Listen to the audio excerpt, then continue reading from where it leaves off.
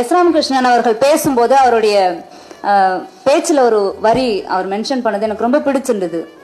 கடந்த காலத்தில் வாழ்பவர்கள் நிகழ்காலத்தில் ரொம்ப துயரத்தில் இருக்கிறார்கள்ன்ற மாதிரி ஒரு வரியை அவர் குறிப்பிட்டிருந்தார்.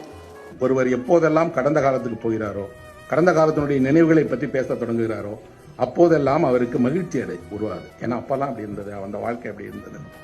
உண்மையில் நாம் நினைவுகளுக்கு திரும்ப தொடங்க தொடங்க சமகாலம் நல்லா இல்லைன்னு தான் அர்த்தம். சமகாலத்தில் கூடிய வாழ்க்கை, சமகாலத்தினுடைய நெருக்கடியெல்லாம் எனக்கு பிடிக்கலன்னு தான் அர்த்தம்.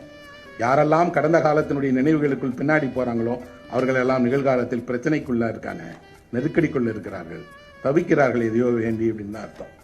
சாந்தமான, இன்னும் சொல்ல போனால் நினைவுகளில் இருக்கக்கூடிய இத்தனை மனிதர்களையும் நாம இழந்துட்டோம். அதான் உண்மை. யாரெல்லாம் மறைந்து நம்ம கண்ணை விட்டு போயிட்டாங்க, இவங்கெல்லாம் இல்லை இந்த உலகத்துல. ஆனால் அவர்கள் மறைவதற்கு ஒரு காரணமும் இல்லை. அப்படி நாம ஒரு பொருளை இங்க பொது இடத்துல போட்டு போற மாதிரி அவர்களை விட்டுட்டு போயிட்டோம். அவர்கள் கொஞ்சம் கொஞ்சமாக சின்ன வேலைகள் செய்த எளிய மனிதர்களாக இருந்தவங்க எல்லாம் மறைஞ்சு போயிட்டாங்க.